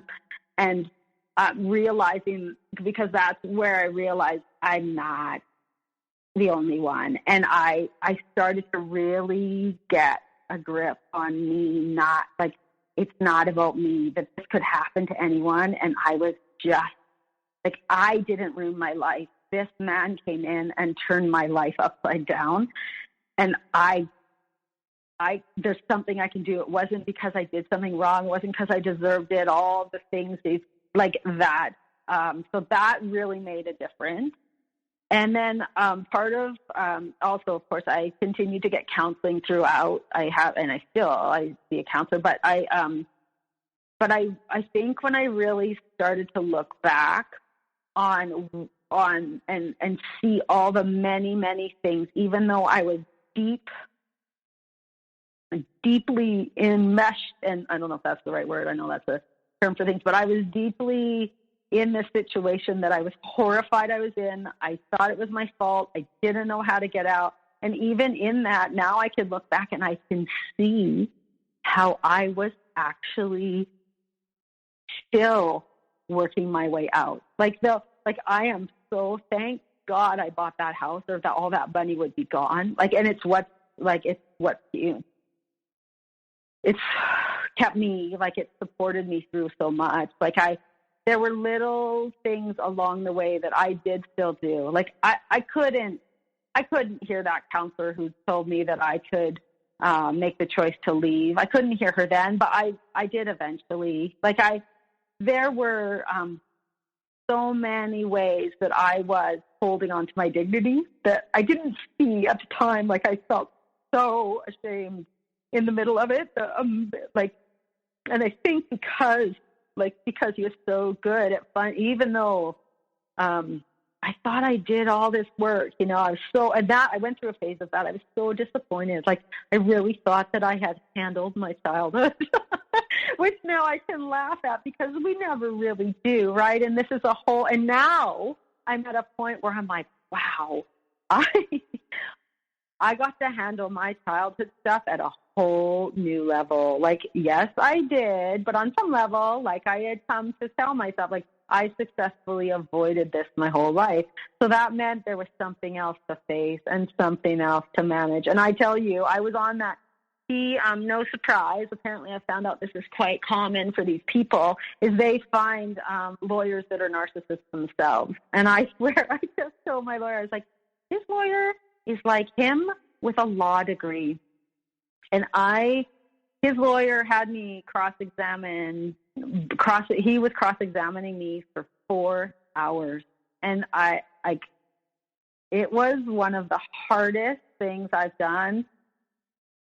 But I did it, and I have always, I've been an advocate for a lot of people in a lot of marginalized populations, and I'm advocating for my son very strongly, but advocating for myself has been very hard just in my life, sticking up for myself, and I think that's part of why I ended up in the position I was in my marriage, and how it was really hard for me, but eventually I managed to find my voice and get out. But I feel like that whole court process, as hard as it was my opportunity to stand in my truth. I was so exposed. The most vulnerable of things were being talked about there, and I just did it. I realized my need for speaking the truth was stronger than any amount of this man trying to shame or accuse, all the accusations, whatever it was.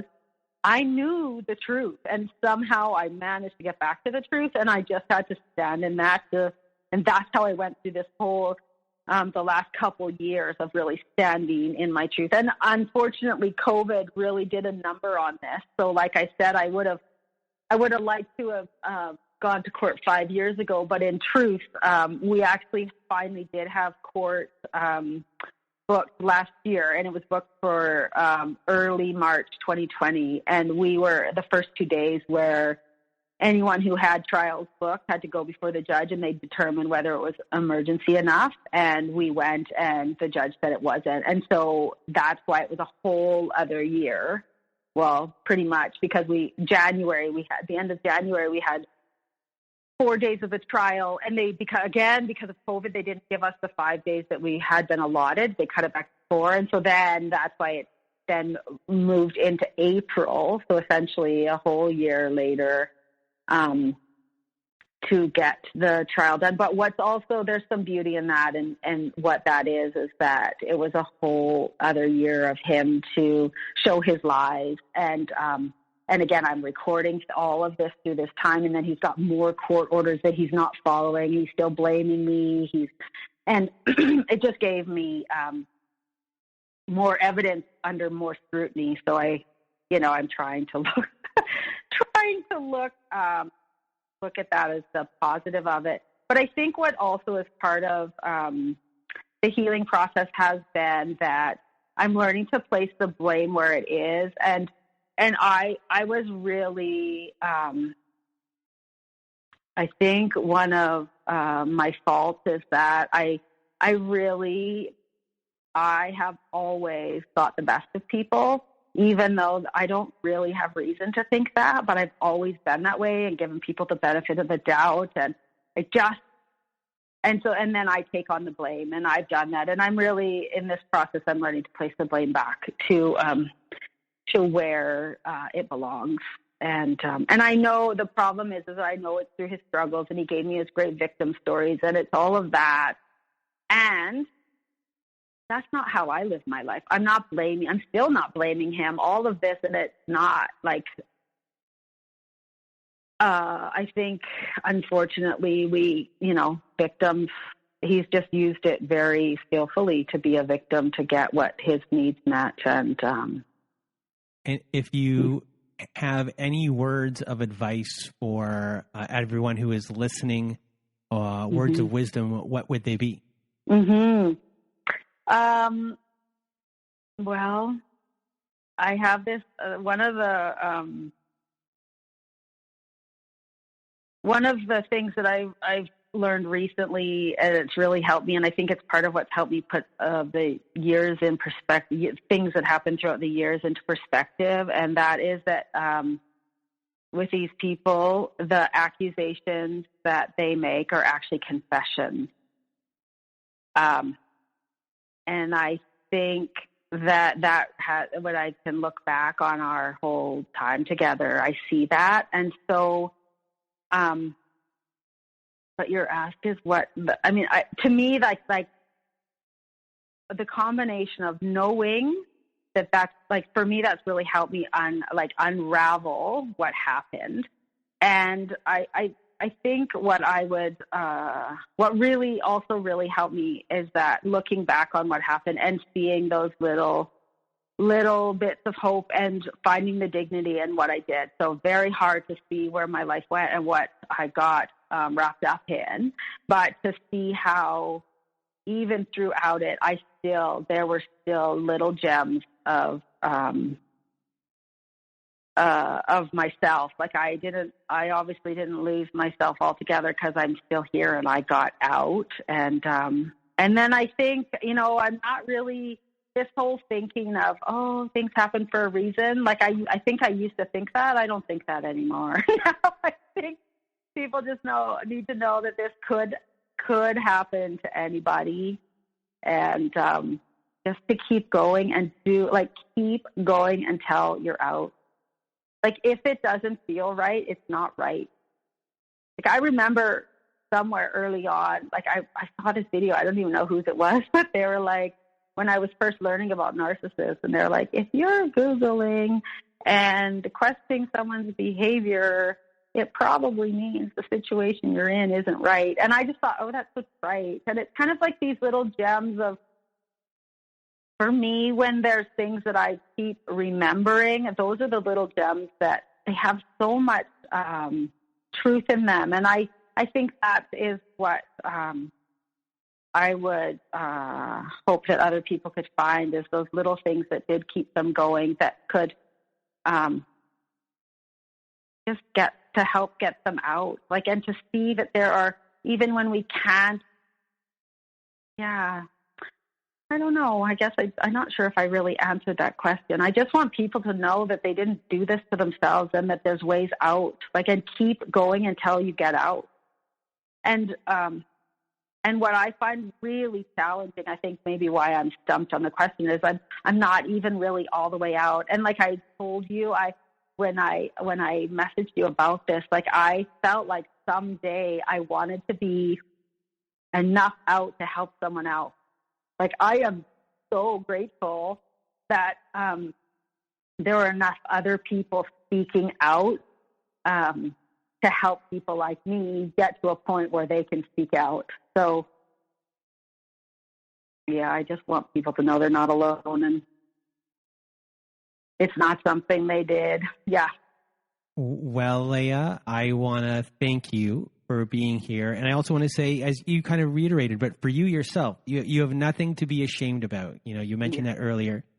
And you said you were disappointing yourself, and you have nothing to be disappointing yourself. You were duped. As your friends put it, you were bamboozled. Yeah, great. And you were used as cover for this person's life. And then, that cover turned into being a leech who just sat there and was, like you got a renter, and then that renter didn't pay you $1 and then went to the tenant board and abused the system. And that's what you got sitting on your couch at home doing nothing.